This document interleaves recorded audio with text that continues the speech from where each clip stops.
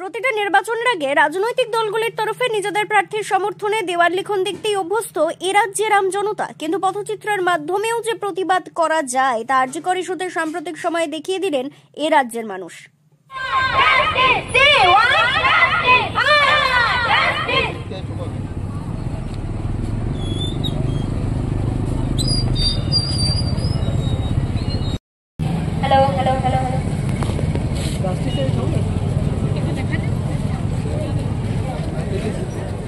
বুধবার রাতে খাতড়ার পাম্প মোড়ে হেল্পিং হ্যান্ড সোশ্যাল সার্ভিস ফাউন্ডেশনের সদস্যরা আরজিকরের ঘটনার তীব্র প্রতিবাদে অভিযুক্তদের দ্রুত গ্রেপ্তার ও শাস্তির পাশাপাশি মহিলাদের সুরক্ষার দাবিতে একদিকে পথচিত্র অন্যদিকে পথনাটিকার মাধ্যমে নিজেদের বক্তব্য তুলে ধরেন।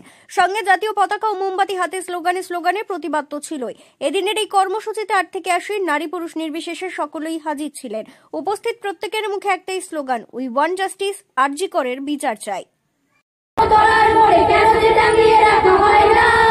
সাধারণ জনগণ করছে আন্দোলন, এমন সাজা কি হতে পারে না? যেন আত্মাও অট্টহাস্য বলে দেখো বাপ কেউ ছাড়ে না।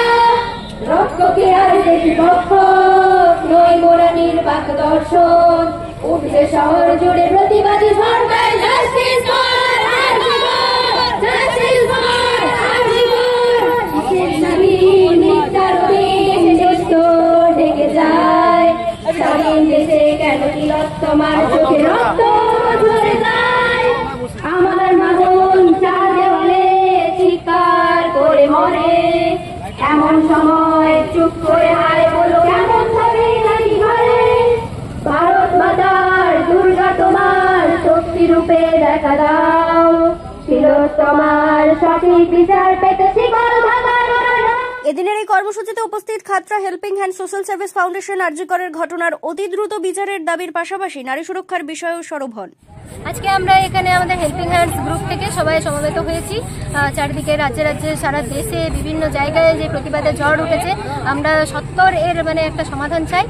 যেভাবে হোক যারা দোষী, যারা মূল অপরাধী, যারা এর পিছনে যাদের হাত আছে, তারা সত্বর ধরা পড়ুক এবং তাদের নিকৃষ্টতম এই অপরাধের জন্য চরম থেকে চরমতম তাদের শাস্তি হোক, এটাই আমাদের দাবি। হ্যাঁ, এটা আমাদের চলতেই থাকবে যতদিন না আমাদের এই সঠিক বিচার পাচ্ছি, সুবিচার পাচ্ছি। তিলোত্তমার আত্মাও এখনো শান্তি পাবে, তবেই শান্তি। পটচিত্র এঁকে তারপরে মোমবাতি জ্বালিয়ে আমরা এখানে আন্দোলন করলাম। তো একটা কথা বলতে চাই, আমরা সঠিক বিচার চাই, আর আমরা এটা কিন্তু থামছি না। যতদিন না বিচার পাবে আমরা আবার এরকম করে যাবো। এটার জন্য আমি এটাই বোঝাতে চাইলাম যে এই যে আমাদের এত বিচার পেতে বা এইসবে এত দেরি হচ্ছে, তো তার জন্য আমি বলতে চাই যে বিচার তো হবেই, আমরা ওরা এর জন্য করবো, কিন্তু মেয়েদেরকে সেফ থাকতে হবে। অন্যদিকে এদিনই প্রতিবাদের অন্য এক ছবির সাক্ষী থাকলো বাঁকুড়ার জঙ্গলমহল। নিজেদের প্রাত্যহিক প্রয়োজনের জন্য জঙ্গল থেকে কুড়িয়ে আনা কাঠ রাস্তার উপর জ্বালিয়ে আরজিকরের ঘটনার প্রতিবাদের পাশাপাশি অভিযুক্তদের দৃষ্টান্তমূলক শাস্তির দাবিতে সরব হলেন রানীবাঁধের বিক্রমদিঘি গ্রামের মহিলারা। 36 ঘন্টা ডিউটি করে রুমে ঘুমাচ্ছিলেন, তাকে সেই ঘুমন্ত অবস্থায় সেই গুন্ডারা গিয়ে পোষা কুত্তারা গিয়ে বাঘের মতো গিয়ে তার দরজা ধাক্কা দিয়ে খুলে তাকে আক্রমণ করে তাকে একবারে ধর্ষণ করে মেরে দিল। এমন ভাবে ধর্ষণ করেছিল, ক্ষত করে দিয়েছিল, এমনকি অনেক কিছু অনেক রকমের কাণ্ড করে তাকে মেরে ফেলা হয়েছিল।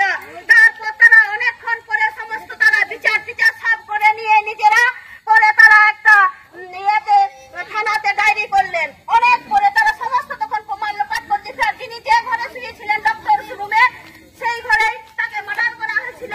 তারপর তাকে অন্ধকারে তুলে নিয়ে গিয়ে সেই অন্য রুমে দেওয়া হয়, কিন্তু সেই ডাক্তার রুমে খুন করেছিল। সেই রুমটাও তারা ভেঙে চুরে প্রমাণ লোপাট করার জন্য ছাড়খাড় করে দিল, যাতে তারা কোনো প্রমাণ না পায়।